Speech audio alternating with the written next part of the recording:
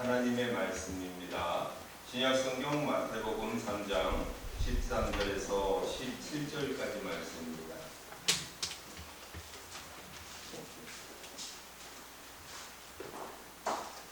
마태복음 3장 13절에서 17절까지 말씀입니다.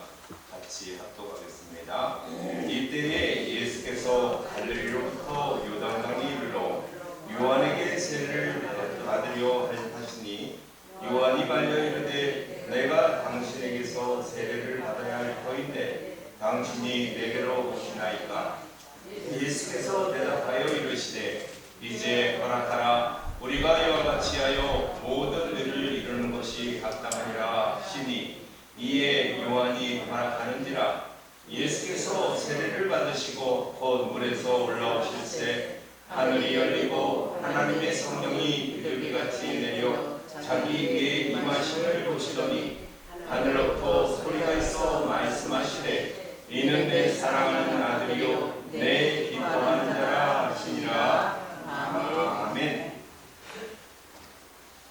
할렐루야. 아멘. 한 주간도 승리하셨습니까? 아멘. 한 주간이 저는 빨리 오는 것 같아요. 이렇게 뒤돌아서면 벌써 주일인 것 같고, 또 우리 성도님들은 한 주간이 길을 수도 있지요.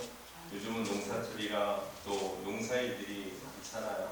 또 모내기도 한 분들도 계시고, 또 마늘도 수확을 해야 되는 부분들도 있고, 이렇게 주일을 이렇게 둘러보러 제가 가요. 시간 나면 이렇게 차를 가지고 한번 쭉 둘러봐요. 어떤 일을 할까? 마늘 수확하는 일들, 또 모내기 아직 아는 밭들도 있고 논들도 있고, 또 밭들을 갈아놓은 그러한 밭들도 보이고, 여러 가지 모양들이 보이지요.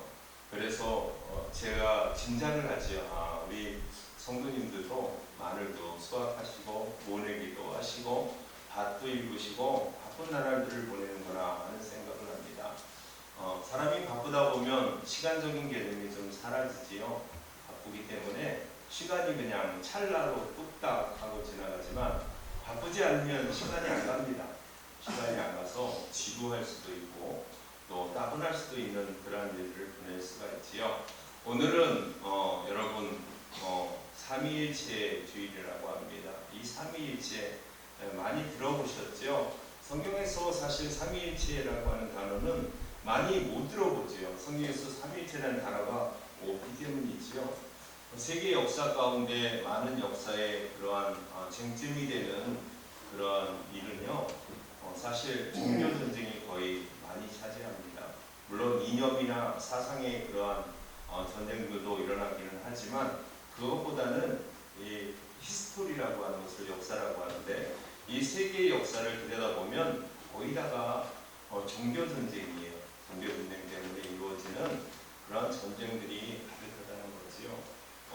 이념이나 사상보다는 종교적인 관념 때문에 서로 싸우고 죽이고 죽이는 그러한 일이 벌어진다는 거지요. 삼위일체라고 하는 이 단어 자체가 사실 정립된 것은 이 종교 전쟁 가운데 이러한 사상가나 그리고 신학자나 이러한 분들이 이제 개념 자체를 많이 다루었기 때문이지요. 그래서 종교회의라는 것들이 많이 이루어졌는데, 결정적인 그러한 삼위일체론이 확정된 그러한 시기는 사실 325년에 일어난 그러한 니케아라고 하는 것에 일어난 회의 가운데 정립을 했어요. 그래서 거기에는 싸움이 있었죠. 아타나시우스라고 하는 분과 아리우스라고 하는 분이 있었는데, 아리우스라고 하는 분은 단일신론이라고 그래요. 단신론이라고 부르기도 하고, 하나님은 나누어진 분이 아니라 그냥 하나다 이거예요.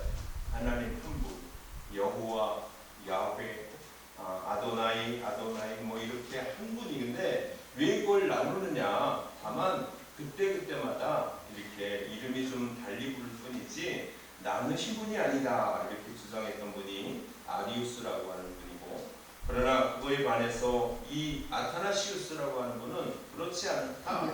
하나님은 삼위를 갖고 계신 분이고 성부, 성자, 성령이라는 분으로 갖고 각각 나뉘지만 분리되지 않고 분리되지 않으면서도 하나인 한 분이라고 하는 정립을 이제 완성을 했지요. 그래서 이 종교사를 연구해야지만 들을 수 있는 말씀이기도 해요.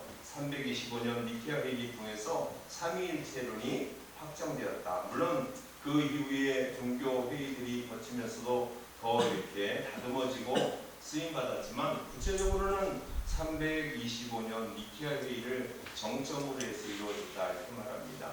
신앙을 하지 않거나 구체적인 그러한 부분들을 들여다보지 않으면 알 수 없는 부분이기도 하지요. 일반 성도들은 알기가 참 어려워요. 언제 삼위일체론이 일어났는지, 그리고 이 삼위일체에 대한 성부와 성자와 성령이라고 한 각 배 위쪽으로 존재하시지만 한 분이라고 하는, 사실 인간이 삼위일체론을 설명한다는 건 사실 어불성설이에요. 왜냐하면 하나님을 피조물이 그분을 설명할 수 있다는 건 불가능한 일이거든요. 그럼에도 불구하고 이 삼위일체를 통해서 하나님을 알아가는 거지요. 성경에 나와 있는, 구약 성경에 나와 있는 말씀을 통해서 이렇게 가늠해보고, 또 신약 성경에 나타난 그런 말씀을 통해서 우리가 살펴본다는 거지요. 그래서 오늘 말씀을 마태복음 3장 13절과 17절 말씀을 통해서 우리가 살펴보려고 해요. 왜냐하면 이 13절부터 17절의 말씀 속에서 가장 삼위일체가 되는 하나님이 현존하는, 나타나는 모습들이 있기 때문이에요. 오늘 말씀 속에서 그것을 잘 발견하시기 바랍니다. 오늘 먼저 예수님은요, 시험을 받기 전에 세례 요한이 이제 제자들과 더불어 이제 요단강에서 세례를 주고 있었거든요. 물세례를 주고 있었다는 거예요.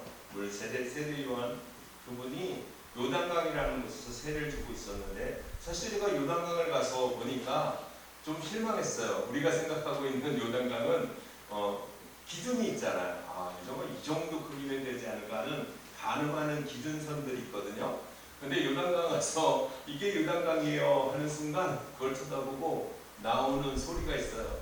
에게 이렇게 이게 조그맣고 그리고 물도 깨끗하지 않고 약간 물이 흘러내려오는데 그 물 자체가 지하수에서 이렇게 발원해서 내려오기 때문에 우리가 생각하는 계곡의 물이 이렇게 흘러가지고 빗물이 마차고 내려오는 게 아니라 지하수에서 올라와서 흐르는 물들이기 때문에 이제 안반수라고 할 수 있지만 안반 자체가 이제 하얀 석회석에서 나오기 때문에 하얀 색깔을 띠면서도 탁하고 그리고 푸른 색깔을 떼요. 그러니까 약간 꾸정물 같은, 꾸정물 아시죠? 여러분 쌀을 이렇게 씻고 난 다음에 그 쌀 뜬물이라 그러는데 그 뜬물을 보는 것처럼 그렇게 보인단 말이에요. 약간 푸르스름하면서도 쌀 뜬물 같은 그런 물이 흘러가는 곳, 그걸 쳐다보면서 예수님께서 2000년 전에 오셔서 세례 요한에게 이런 곳에서 받으셨다고 좀 에게 이런 마음이 생각이 들지만 그렇지만 그러셨다는 거예요. 세례 요한이 이 많은 제자들과 더불어 세례 예식을 이렇게 하고 있을 때, 그럴 때 이제 왔다는 거죠.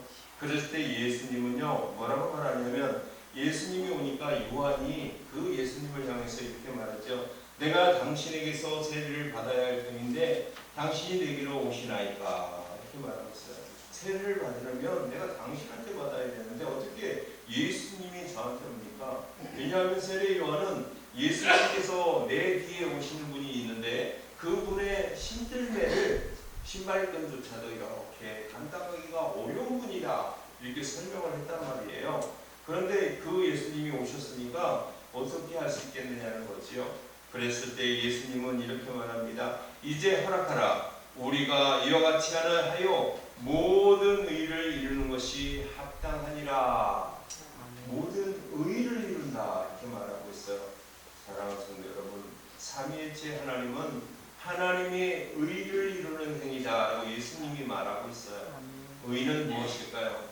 신명기서에 의하면요 뭐라고 말하냐면 이렇게 말합니다. 신명기서 6장 22절과 25절 다 읽어드리지는 못하지만, 여호와께서 우리에게 이 모든 길을 지키라 명하셨으니 이는 우리가 우리 여호와 하나님을 경외하며 항상 복을 누리기 하기 위함이며, 또 여호와께서 오늘과 같이 살게 하려 하심이라 이렇게 말하고 있어요.